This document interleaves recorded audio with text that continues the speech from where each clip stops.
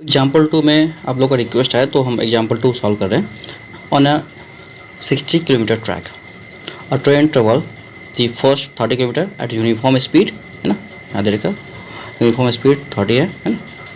And how fast must the train travel the next 30 kilometre so as to average speed 40 kilometre hour, ठीक है, 40 kilometre per hour for the entire trip. मतलब उसका जो average speed हो जाएगा वो 40 हो जाना चाहिए, किस स्पीड से आगे वो ट्रेवल करे, ठीक है।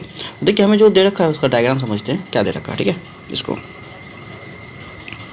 तो पहले जो ट्रेन है ये दे रखा है मेरे पास, यहाँ से ट्रेन आई, ये यहाँ से यहाँ तक हम ले लेते हैं, यहाँ से यहाँ, ठीक है। ये दे रखा ट्रिप है 60 किलोमीटर का, ये ट्रैक है, ठीक है। ये ट्रैक जो है 60 किलोमीटर का है, हम मान लेते हैं, ठीक है।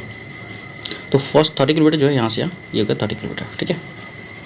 ट्रैक का दो पार्ट में हम बांट दिए, ये यहाँ से यहाँ हो गया मेरे पास, यहाँ से यहाँ 30 किलोमीटर,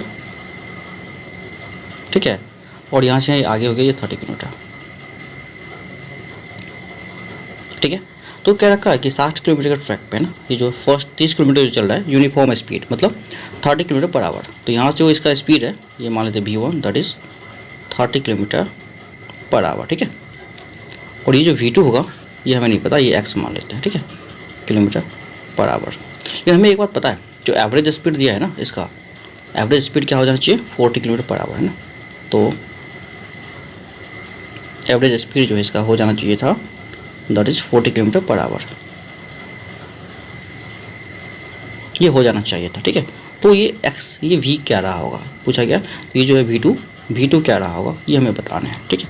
तो देखिए V2 हम कैसे निकालेंगे इसके बारे में हम कैलकुलेशन करते हैं, ठीक है। तो हमें पता है कि जो एवरेज स्पीड होता है इसका फॉर्मूला हमें पता है ना। एवरेज स्पीड इक्वल टू होता है, आपको भी पता होगा, टोटल डिस्टेंस अपन टोटल टाइम, है ना। तो दैट इज टोटल डिस्टेंस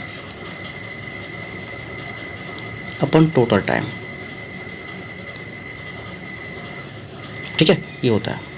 तो हम कैसे निकालेंगे इसको, कैलकुलेट करते हैं। तो यहाँ से यहाँ तक देखिए, यहाँ से यहाँ तक जो है पहले यहाँ से यहाँ, इसके लिए मान लेते T1 टाइम लगा हुआ, ठीक है।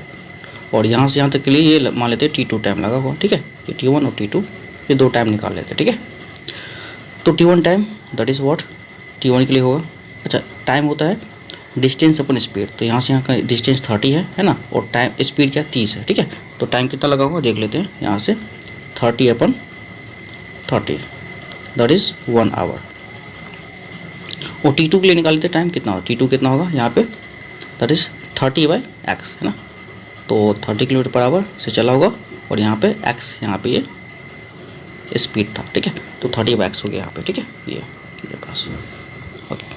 अब देखिए यहाँ पे टोटल टाइम कितना लगा हो, दोनों को जोड़ते हैं, है ना, टोटल टाइम। तो टोटल टाइम इक्वल टू हो गया यहाँ पे 1 + 30/x, ठीक है। तो ये हो गया टोटल टाइम, ओके।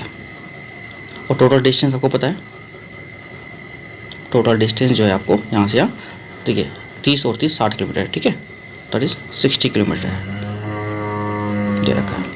अब हम एवरेज स्पीड का फॉर्मूला यूज करेंगे। तो देखिए एवरेज स्पीड का फॉर्मूला आपको पता है क्या होता है, ठीक है, total distance by total time. तो एवरेज स्पीड हम लिखते हैं VAG, मतलब टोटल डिस्टेंस हो गया 60 अपन टोटल टाइम हो गया 1 + 30/x, ठीक है, ये हो गया। तो इसका फॉर्मूला आपको पता है यहाँ पे, तो हम क्या करते हैं, ये V एवरेज का फॉर्मूला आपको ये दे रखा वैल्यू 40 हो जाना चाहिए, इसका जो वैल्यू है ये 40 हो जाना चाहिए, ठीक है। तो ये 40 इक्वल टू यहाँ पे हम लिखते हैं 60/1 + 30/x, ठीक है। ये ऊपर से 0 0 काट सकते हैं, कोई दिक्कत नहीं, ये ऊपर ऊपर कैंसिल हो जाता है और नीचे नीचे कैंसिल होता है, ठीक है, ये बात आपको पता होगा। बाकी तो मैथमेटिकल कैलकुलेशन बचा है, हमें x निकालने हैं, है ना। तो क्रॉस मल्टीप्लाई अगर कर ले इसको, तो 4 × ये हो जाए आपको 1 + 30/x इक्वल टू क्या हो गया यहाँ पे 6, है ना।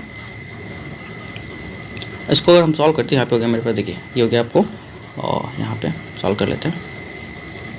तो 4 + 4 × 30 120/x, है ना, इक्वल टू हो गया 6, ठीक है। तो 4 का आप उधर भेज दीजिए, तो 4 अगर उधर जाएगा तो 120/x इक्वल टू हो गया 2, है ना। तो यहाँ 4 देखिए, ये 4 प्लस में इधर जाएगा तो माइनस में, तो 6 - 4 दैट इज़ 2, ठीक है। तो अब देखिए क्रॉस मल्टीप्लाई करेंगे तो क्या हो गया यहाँ पे 120/2 इक्वल टू हो गया इधर x, है ना, इधर आएगा तो x आ जाएगा, ठीक है, इस तरीके से। तो एक्स वैल्यू कितना हो गया 60 किलोमीटर पर आवर।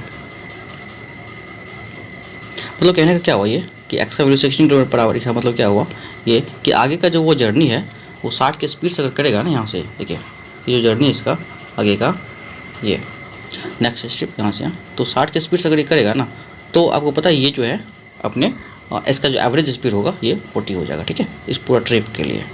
तो ये पूछा था कि नेक्स्ट वो किस स्पीड से चले कि उसका जो एवरेज स्पीड है 60 हो जाएगा, तो ये मेरा आंसर हो जाएगा फाइनल 60 किलोमीटर पर आवर, ठीक है, इस स्पीड से वो चलेगा। तो आई होप ये बात आपको समझ में आया होगा, ठीक है। तो आप नहीं होगा तो आप कमेंट कर सकते हैं, ठीक है। तो हम कोशिश करेंगे आपको किसी और मेथड से बताने का, ठीक है।